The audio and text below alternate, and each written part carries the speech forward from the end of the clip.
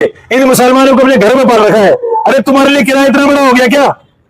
तुम्हारी राष्ट्रीय सुरक्षा तुम्हारे धर्म से बड़ा है कि तुम कठमुल्लों को, इन बांग्लादेशी रोहिंग्या को अपने घरों में पाल रहे हो? आपका किराया कब तक चलेगा? ऐसा समय मत लो कि आप तुम मर जाओगे किराया खा खा के इन मुसलमानों से। एक समय ऐसा आएगा कि आपकी आने वाली पीढ़ी आपकी तस्वीरों में जूते मारेगी और बोलेगी हराम खोरो, कायरो, तुम पैसा जोड़ने में लगे रहे, तुमने मुसलमानों को पाल पाल के हमारा देश इन कठमुल्लों से भर दिया। तो 5 बजे हिंदू थे देश के अंदर, उपासना करने जब मैं उठा 5 बजे तो वहां से अल्लाह अकबर के नाम से भोंका जा रहा था। हम 5 बजे अपने देश में सबसे पहले जब उठते हैं तो अल्लाह अकबर सुनते हैं। इस मस्जिद की मैं कंप्लेंट कर चुका हूं पुलिस से, लेकिन इस मस्जिद का भौंकना आज तक बंद नहीं हुआ। जब तक गुरुग्राम को और पूरे देश को इस आतंकवादियों से मुक्त नहीं करा दूंगा तब तक चैन से बैठूंगा नहीं। आज आप देखो गुरुग्राम के गांव में किराया खाने के चक्कर में, केवल किराया के लिए इन मुसलमानों को अपने घर में पाल रखा है। अरे तुम्हारे लिए किराया इतना बड़ा हो गया क्या? तुम्हारी राष्ट्रीय सुरक्षा तुम्हारे धर्म से बड़ा है कि तुम कठमुल्लों को, इन बांग्लादेशी रोहिंग्या को अपने घरों में पाल रहे हो? क्योंकि आपको किराया खाना है, क्योंकि बड़ी गाड़ियों घूमना है। कब तक घूमोगे बड़ी गाड़ियों में? कश्मीर के अंदर ऐसे ऐसे हिंदू थे जिनके पास 1-1 हजार एकड़ जमीनें थी। इन्हीं कठमुल्लों ने 100 मस्जिदों से एक दिन भौंका कि सारे काफिर 24 घंटे में ये कश्मीर खाली कर दो, अपनी मां बहनों को छोड़ जाना, सारे काफिर खाली कर दो। और जब जो काफिर नहीं भागे उनको काटा गया, उनकी मां बहनों के साथ बलात्कार हुआ और आज हिंदू विहीन हो चुका है कश्मीर। जितनी राजनीतिक दल, अगर हिंदुओं के अंदर जरा सी भी चेतना है, अपने धर्म के प्रति निष्ठा वफादारी है, तो ऐसे राजनीतिक पार्टियां ऐसे विधर्मियों को उठा के सत्ता से बाहर फेंको, ऐसे विपक्ष को बाहर फेंको जो आपके धर्म के साथ नहीं खड़ी। और भैया आपका किराया कब तक चलेगा? ऐसा समय मत लो कि आप तुम मर जाओगे किराया खा खा के इन मुसलमानों से।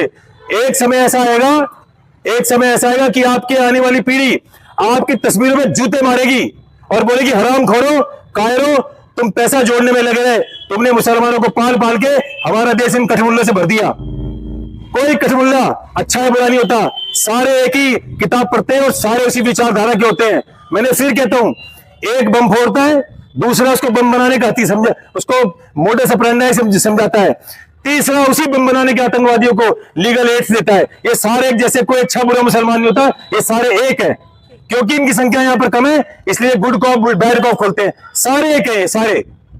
गुरुग्राम में प्रशासन को आपने क्या मैं हरियाणा प्रशासन को कोटि कोटि साधुवाद देता हूं।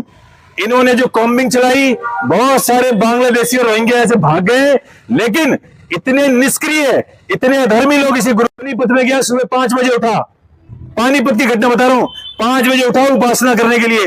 तो 5 बजे हिंदू थे देश के अंदर, उपासना करने जब मैं उठा 5 बजे तो वहां से अल्लाह अकबर के नाम से भोंका जा रहा था। हम 5 बजे अपने ही देश में सबसे पहले जब उठते हैं तो अल्लाह अकबर सुनते हैं।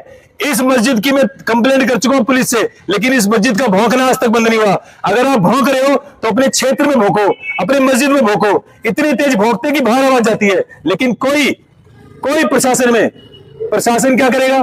प्रशासन एक छोटी सी इकाई है। जब तक आम जनमानस प्रशासन का साथ नहीं देगा, यही कि अभी कमिश्नर साहब ने क्या बोला कि हिंदू ही हमारे खिलाफ खड़े हो जाते हैं आके कि आपने बांग्लादेशी मेड कैसे भगाई, आपने हमारे गार्ड कैसे भगाए। जब हिंदू ही इतना मक्कार है तो कोई आपके साथ खड़ा नहीं होगा। राजनीतिक पार्टियां, प्रशासन वो करते हैं जो जनमानस की ताकत उनसे करवाती है। जनमानस की ताकत 2 हिस्सों में बटी पड़ी है, एक वो गद्दार लालची कायर हैं जो इनके साथ खड़े हैं, एक हम जैसे पागल, इनके जैसे पागल, तुम्हारे जैसे पागल जो हिंदू धर्म के लिए अपने सर्वस्व निछावर कर रहे हैं। तो मेरा प्रशासन से अनुरोध है कि हरियाणा के अंदर कॉम्बिंग चलाया जाए। मैं विश्व हिंदू महासंघ का प्रदेश अध्यक्ष धर्माचार्य अपने पूरे जीवन को सनातन धर्म को समर्पित कर चुका हूं और ये प्रण लेता हूं, जब तक गुरुग्राम को और पूरे देश को इस आतंकवादियों से मुक्त नहीं करा दूंगा तब तक चैन से बैठूंगा नहीं।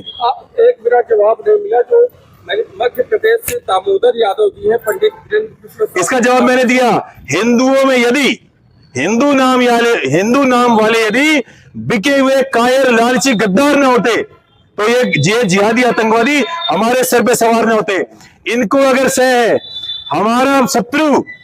हमारा प्रथम शत्रु ये कठमुल्ले नहीं है, इनको तो जब चाहे पैरों के तले कुचल सकते हैं। हमारा शत्रु है हिंदू, ये हिंदू नाम वाले जो गद्दार है ना, जो इन मुसलमानों के साथ खड़े कठुओं के साथ, जब तक कठमुल्लों को राजनीतिक सह मिलेगी, इन आतंकवादियों को राजनीतिक सह मिलेगी, तब तक हमारे भाई इसी तरह बम विस्फोट मारे जाएंगे।